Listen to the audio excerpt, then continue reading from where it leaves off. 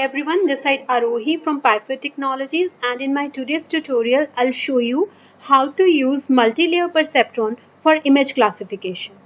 So see basically the task is we want to build a classifier which can classify whether the image which user gives to the algorithm, whether that image belongs to bedroom class, dining room or a living room.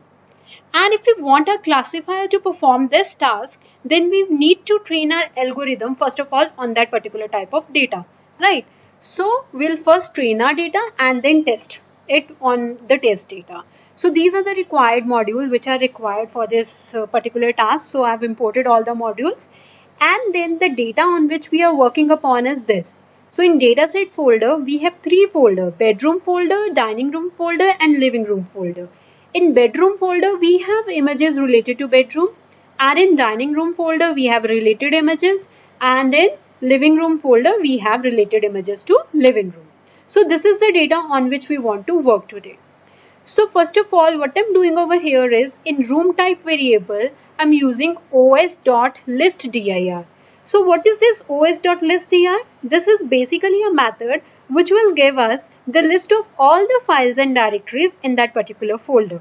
So in room type folder, I'm telling ki I need a list of directories which are in dataset folder. So our data is in dataset folder only, right? So when you will print the room types, you will get this output: bedroom, dining room and living room. These are the three different directories which are present in dataset directory, right? And in next line, I'm just checking the length of room types. So it will give us three different kind of folders are there in dataset folder. So now the next task is to store all the images in a single list with their related label name. So this is what I'm doing here. So I have a list, rooms list. In this list, I want to store all the images of all three folders with their corresponding labels, and I'm using loop for it, right? One by one, I'll be entering in folder and I'll get all the images, related images, right? So this is how the output looks like. We'll have the folder name this side. One by one, we'll be having the data of all three folders, and the total number of images which we have in that particular folder will get like this. For every image, we'll have output like this: image, and that image belongs to which particular folder. This is what we are going to have in this rooms list. Now rooms is a list in which we have our whole data. Now now our next step is I want to convert this data which is in rooms list. I want to convert that data into a data frame. So pd.dataframe is a method by which I can create data frame, and our data is in rooms list, right? Remember the room list which I have created just over here, and this is the data present in rooms list. So data which we are providing is in room list, and how many columns we want to create? I want to create two columns. One column is room type and other column is image. In room type column, I want to store the room's name, and in image column, I want to store all the images, right? So after creating a data frame, I have created a data frame in room_df. Over here, I'm using head and tail methods. See, these are just basic methods of pandas. Head will show you the top 5 records and tail will show you the last records. So I just print these values just to check whether I'm getting the proper output or not. So see, this is the room type column. Under room type column, we are having room's name, and in image column, we are having all the images. So let's check how many total number of images are there in all three folders. So what you can do, you can simply perform len length method on room_df. This is a data frame. So this is telling us that we are having 393 records. See over here, this is a very small data set, right? And this data set is just for explanation so that you can understand the concepts of MLP in a good way. But it will not give you a good accuracy because the data set is very small, right? So we have total number of images are 393. Now I want to see like every particular class is having how many images. Means how many images are there which belongs to bedroom class and how many images are there which belongs to the other two classes, right? So for that I have performed value count on room type column. So this is what I get. So what it tells us is we have 159 images belongs to bedroom class, 148 images are there in living room class, and 86 images are there in dining room class.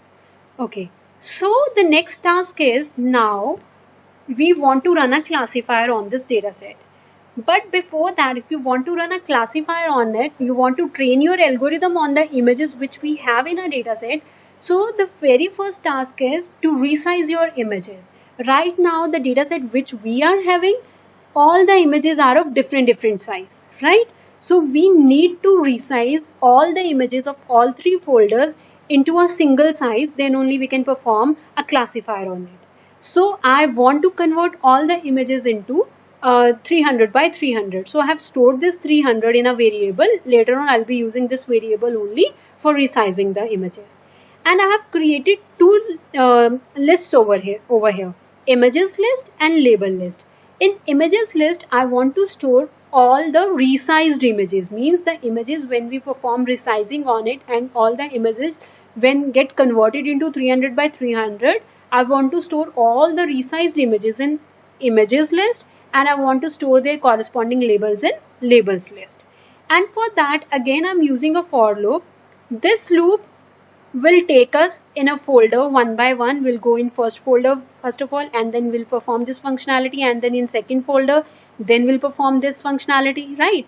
This second loop is performing the resizing concept. First of all, we are reading all the images by using cv2.imread method, and then by using cv2.resize method, we are resizing the images, and we want to resize the images by this im size comma im size, means 300 by 300. After resizing the images, I am appending the images list and I'm appending the labels list with the resized images and with their corresponding labels. Now we have two lists, images list and labels list. Images list have a resized images and label list have their corresponding labels, the class names. So the next task is to convert the images into array. So why we want to convert the images into array? Because computer understands the image in the form of array. So that's why we are converting the images into an array by using np.array, numpy.array. So after converting the images into array, so this is the shape of our images.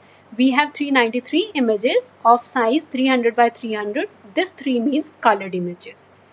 So in next line, I'm dividing it by 255. Why 255? Because the pixel intensity lies between 0 to 255. 255 is the maximum value. So we're dividing all the array of values with 255 just for mathematical simplification. And then again we are checking the shapes. The shape is same. So we have done the data preprocessing on image. So what we have done on image, we have converted the image into array and then we have divided it by 255, right? So pre-processing, we have resized the image, then converted into array and then divided by 255 just for mathematical simplification. Now the task is to work on the other column. We have two columns. The other column is the room type, in which we have the labels, bedroom, dining room, living room. So these all are alphabets, we have strings over here, and AI, machine learning, deep learning don't understand alphabets, it understands numeric value. So we'll be performing label encoding on it. So this is what we have done after performing label encoding on it. This kind of values we are getting 0 and then 1 and then 2. We are having three different numbers. Why? Because we are having three different classes. Every different number means for different class, right? So now our next task is to divide the data into train and test, so that with the help of training data we can train our algorithm, and with the help of test data we can perform the testing on it. So after performing this train and test split, we have 373 images in training data and 20 images in test data. So why we are having 20 images in test data? Because we are using only 5% of data for testing. Why I'm using 5% data?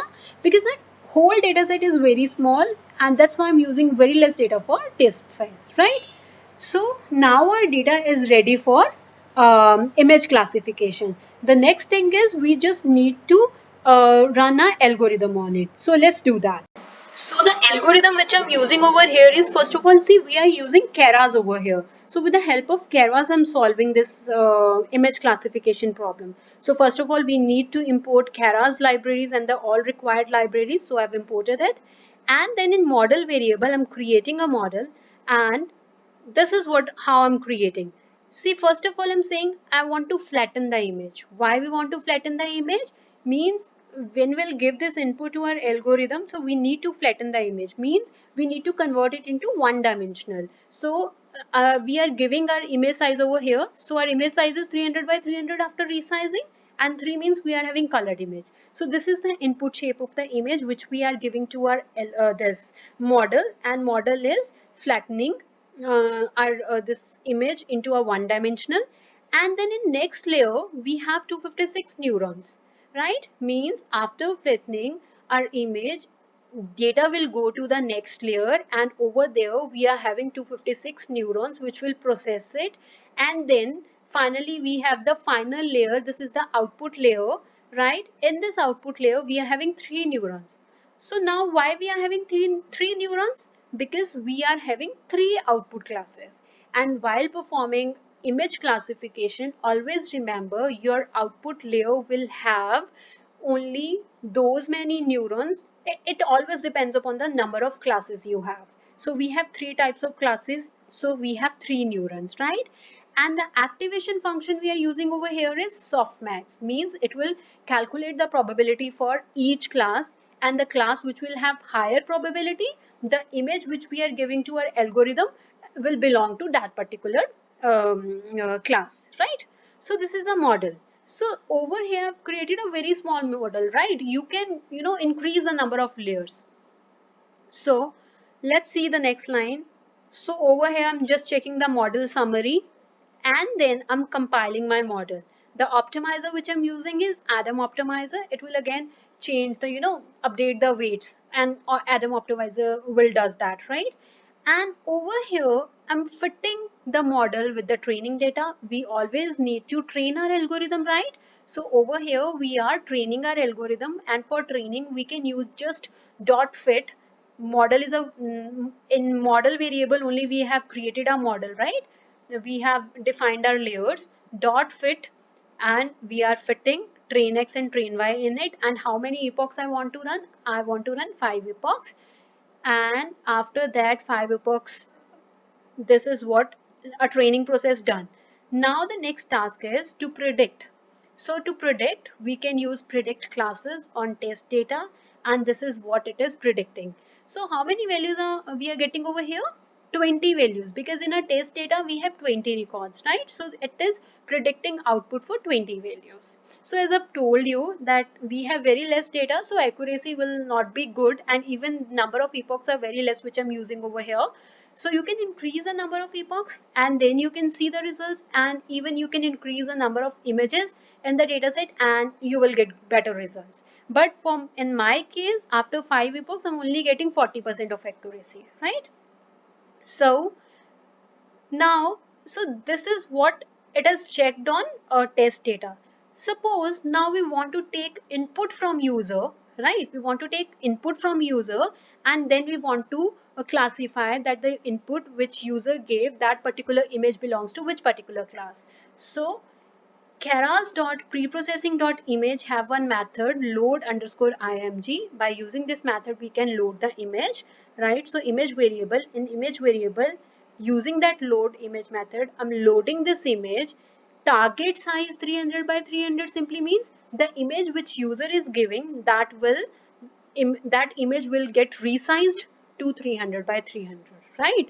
So this is the image which user gave. Now computer will not understand the image like this, so we need to convert that image into an array. So we are using numpy.array method to convert the image into an array. And after that we are using predict over here. So when you use predict method, see, we are getting 3 values. First value is this, second value is this, and third value is this. So why we are getting 3 values? Because we have 3 labels, and means what it is telling us that 31% probability is there that this image belongs to first class, 39% probability is there that this image belongs to second class, and 29% probability is there that this image belongs to third class. So the higher probability is for second class, 39%. So finally our algorithm will give us that this image belongs to second class because the probability value is higher over here. And how we got these values? Because we have used softmax activation function in our output layer. Thank you.